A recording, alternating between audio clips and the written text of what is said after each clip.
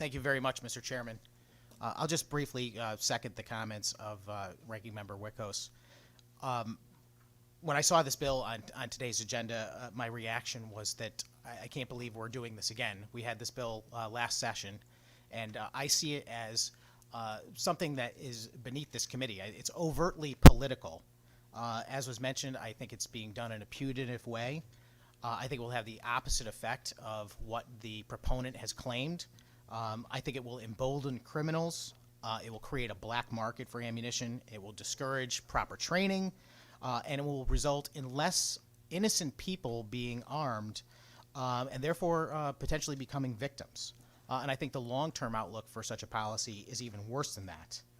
I also think it's extremely disingenuous. And the reason why is year after year in this legislature, I propose a bill to achieve the stated goal of the proponent, which is to fight urban, quote-unquote, gun violence.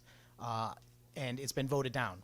The last time was in the state Senate as an amendment to the Ghost Guns bill last year. I proposed an amendment that would reduce our public financing of campaigns by a small amount and use that money to reinstate the statewide firearms trafficking task force, which is a program that existed for just 1 year after the terrible tragedy in Sandy Hook, and it's used by local police departments to communicate with another to get illegal guns off the street. That should be our focus.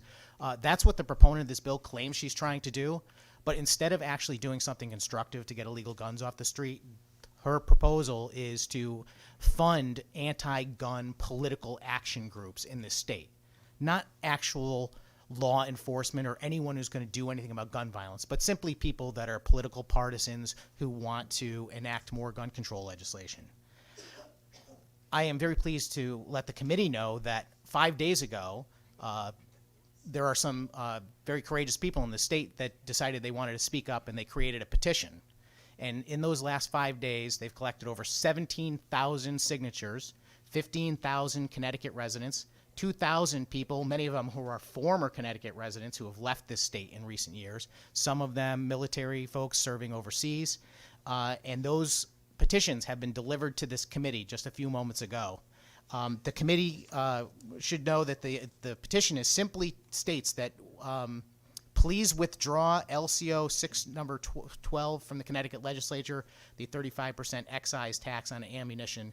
And I don't want to read the whole thing, but their petition is here for the committee to review, and I really urge my colleagues to pass on this legislation. Not pass, but pass on by voting no today to say that we're not going to do this kind of political stuff in this committee. We are above it. Thank you, Mr. Chairman. Mr. Chairman, if I may. I just like to ask